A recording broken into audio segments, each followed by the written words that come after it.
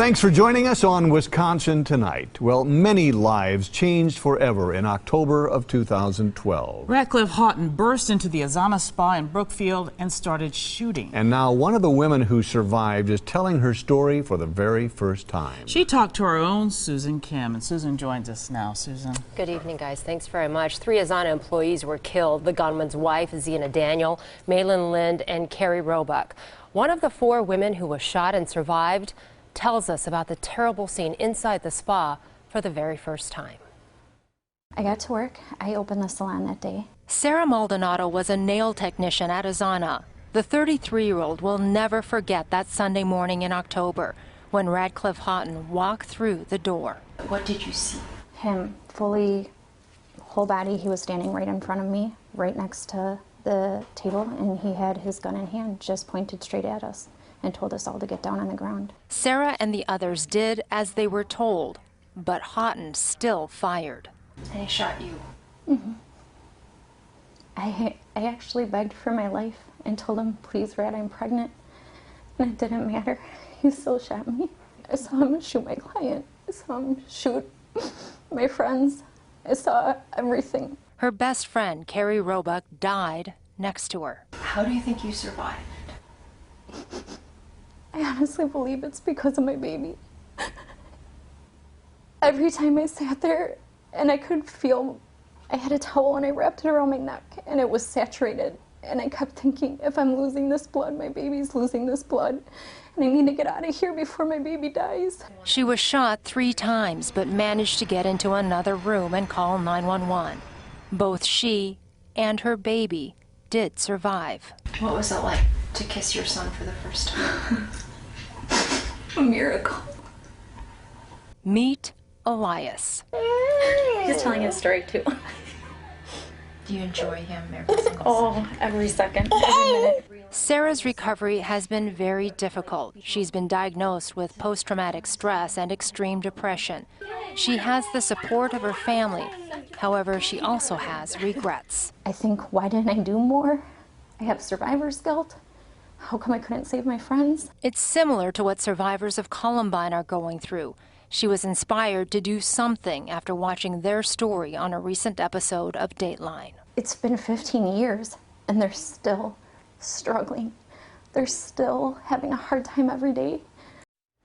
And you can understand that. Now, Susan, Sarah has drawn support from a lot of people who have gone through similar experiences. Yeah, you know, we mentioned the Columbine tragedy, and she actually has talked to people involved in Columbine and talked to them and how they're surviving. She was inspired to do something after hearing about their successful efforts to support each other emotionally and financially.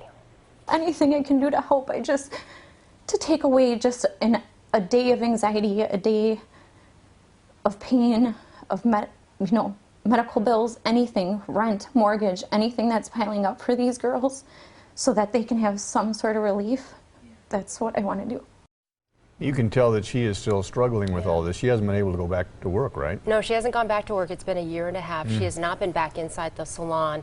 And she really has a hard time even doing day-to-day things because she's always scared that something like what happened at Azana could happen again. And here she tries to describe what she's going through. I've been stuck. It's been a hard time. Hard time. PTSD is like a crazy thing to suffer from.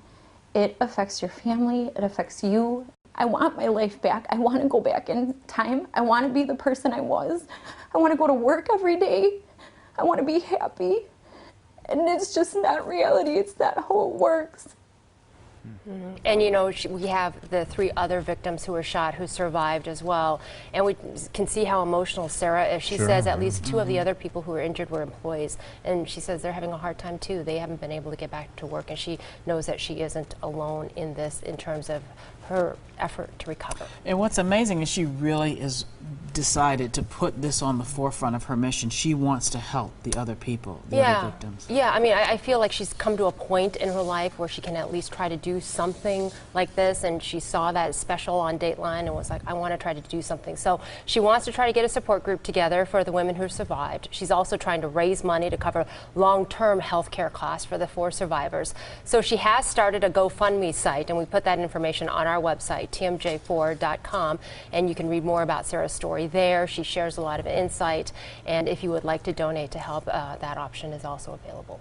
Interesting how many lives this has touched. I know it touched your life as well. You were a client there. I was a client there for 10 years. I mean, pretty much since it opened, and I knew Sarah before the tragedy, before she was even married. And so when this shooting happened, she had recently gotten married. She had a child, and you know, and was pregnant and looking forward to just really a wonderful new phase of her life. Well, and it's so, good to see she can look at Elias and feel joy and progress. Yeah, you can really see her face light up.